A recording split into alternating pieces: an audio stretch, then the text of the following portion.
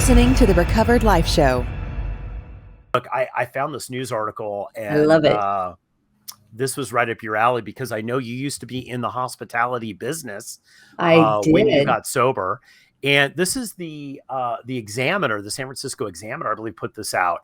And I'm going to bring it up on stage a little bit. And we want to have a whole segment about sober and working in the hospitality business because so many people do work in the hospitality business that are sober. Right. But it is sometimes a little struggle, Kristina. I mean, as you know, you share that a lot. Absolutely. I love the article because it is bringing light to it. That industry is notorious for alcoholism and drug addiction, as well as all of the others, sex addiction, crazy drama, relationships. And being somebody who started working in a restaurant at 18 years old, by the time I was 21, I was a seasoned veteran in many ways of this kind of lifestyle. And I know that in the sober community, there aren't that many examples sometimes for us to look at. And it's even more secretive because the lifestyle is around alcohol and drugging and, party scene, and it's actually sometimes, and I love that she brought this up, it actually sometimes is rewarded. The person that they interviewed, Gina Helvey, who started the first Ben's Friends work, I don't know what you would call it, group, I guess, Ben Friends group, talked about the fact that sometimes her tips got bigger. You think about a bartender doing shots with customers. You think about how that continues to be reinforced. And so if you find yourself in a situation like I found myself in a situation, it was very difficult to find people that were in food and beverage, that were in hospitality, who were sober. And I love that they gave this space in the San Francisco Examiner to this, because there are a lot of people in the hospitality industry that need help. They Yes, need to know. absolutely. Yeah, They need to absolutely. know And you know what I somebody. loved about this is that I actually got sober in San Francisco. So I know San Francisco very well. And San Francisco is a big drinking town. Mm-hmm. It is. Culturally, it's very about alcohol. And there's a lot of bars, and the hospitality business, Kristina, is very, very, just like in Orange County, is very, very big. I wanted to read this because I thought this encapsulated it well. This is the San Francisco Examiner. We've got this up on screen for the people that are listening on the podcast, but I'll go ahead and kind of describe what we're seeing here. This is an article by Sydney Johnson that was written earlier this month. And she says in here, sober living can seem impossible for some professionals in the food and beverage industry, where cultural pressures like the after shift drink can make efforts to curb drug or alcohol habits feel like it's at odds with one's workplace. And I thought, wow, that really summed it up, because I will tell you, when I first came into the recovery scene, right? When I first got sober, I worked as a bartender. That was something I could not do after the first week. So like, it was just something for me personally, as much as I needed to do it. Mm-hmm. Kristina, I have a lot of admiration for you. Like, I could not do it. I just felt it was too dangerous for me. It was. The culture in the food and beverage business is very much, we drink after our shifts. We have parties whenever we have a day off. A lot of times if you're working the dinner shift, it's very, very normal. I know of lots of places where people allow their employees to drink. I got sober in the business, and I stayed in the business for many years after. Eventually, I made a transition to sales of the business, but it was a huge part even when I was sober. And when I got sober, I only had one person that I could think of who was a restaurateur that had been sober for, a decade, and was told, oh, go to him, if you need help. In my meetings, I didn't really find that many people. I mean, I remember doing exactly what this article said, where a captain would show up to the restaurant that I owned with my first husband, and they would be drunk, and we would cover for them. We would cover for them. We'd see, go home, we'll change the seating, we'll figure it out. I remember specifically one young gentleman who was apparently trying to get sober, but didn't share it with us, showing up drunk for the shift, had to go home. I was stuffing him full of coffee, telling him, go take a shower and Yeah, get it yeah. together, before I realized that this was probably something that was going to kill him. Well, you know what? It runs rampant because I think it's such a fast-paced business, and it's secular. So like every day it's the same thing in a weird way. Hmm. But I do with the rewards. It was interesting that she was saying it's like it's at odds with it, because the rewards I remember as a bartender, the rewards where you would get free drinks, or Absolutely. you could even, in some bars you could even drink for free anyway. It wasn't, no one really freaked out unless you were falling down drunk, if you could do your job right. They didn't Sure. really care. It's something that they didn't really care about that much. Now things have changed a lot, but looking back now, I look at the lifestyle of that, even in my 20s, in my early 20s. I was like, I went, wow. Looking back now, I was thinking about this the other day. There was a guy that I worked with, and he was like, I don't know, 35 or something. And Wow. this guy looked like he was burnt out already. And I was thinking back on this. I was like, he'd already had 3 or 4 DUIs. Mm. He'd been through it. And he was like in his early 30s. And I was like, he was having health problems, all kinds of stuff. And I was like, wow, looking back, I didn't catch that. I really didn't catch it, because I was in the middle of it. Right. I was in the middle of that lifestyle.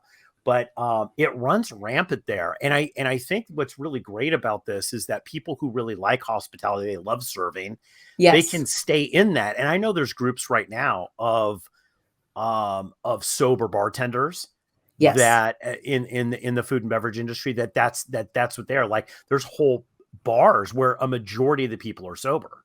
So true, so true. And this article kind of highlights the first group in San Francisco, but it was started by a pretty famous restaurateur, Steve Palmer, and they did it after their best friend, or a dear friend of theirs, had overdosed and died, and they didn't realize that that person had tried to detox several times and couldn't. Mm, Now, Steve is actually 20 years sober, so that's why the name of the organization is Ben's Friends, because that was Ben, their friend that passed away.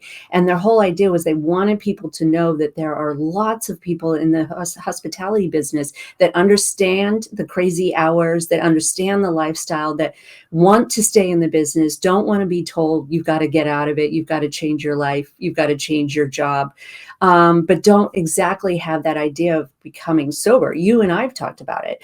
Being in mhm, that business, I didn't even know a sober person until somebody let me know that, oh, right.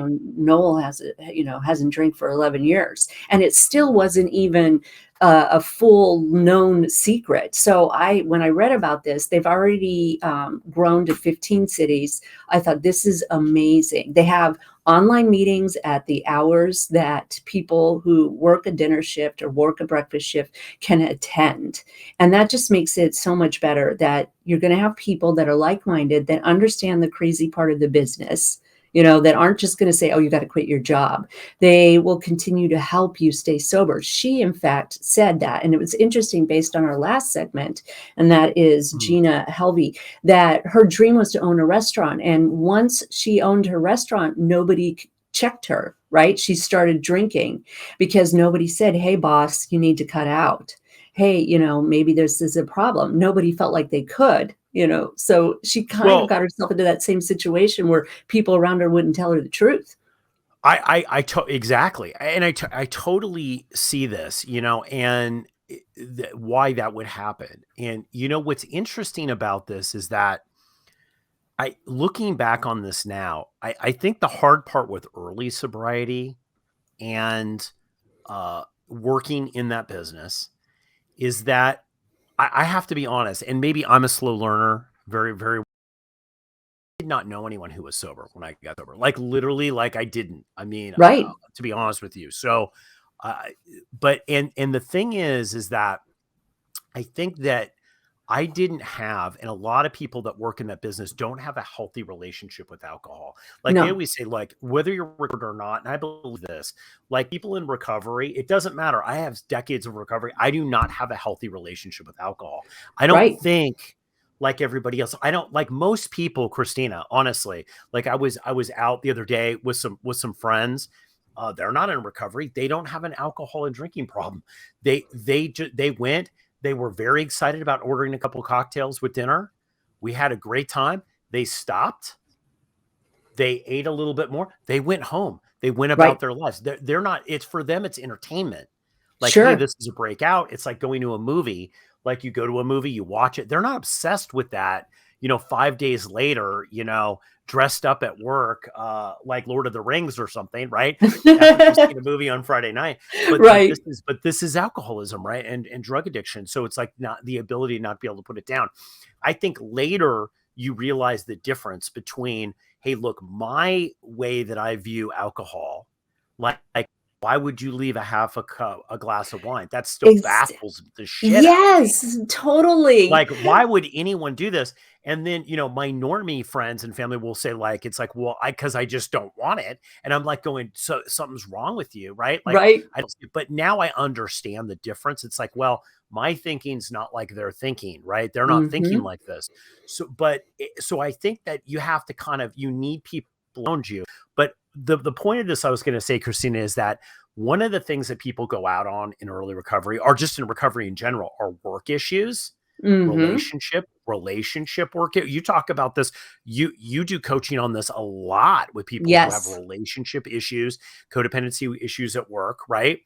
Me, which is all tied into work, right? Right. And you're taking a huge issue like that, and the pressure of not having anyone around you that's sober, feeling that you're not going to get promoted or something's not going to happen for you because you are sober, that's daunting. It That's is. tough.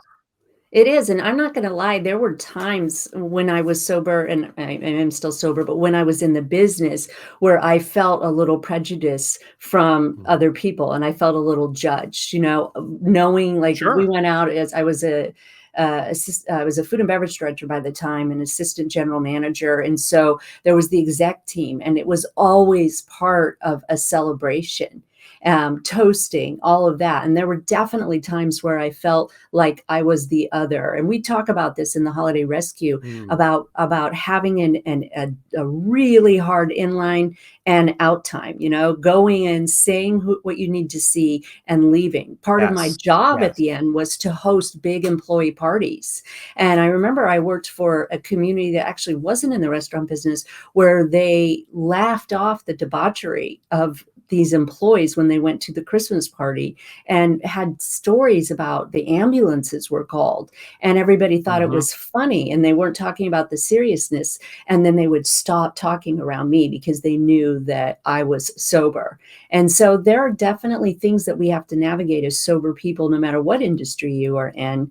And it helps. I mean, it is literally the success that I've had has been based on peer-to-peer support. Keep the conversation going. Join Recovered Life, a community of like-minded people who are looking to live their best recovered lives. Membership is free, and you can apply at recoveredlife.us.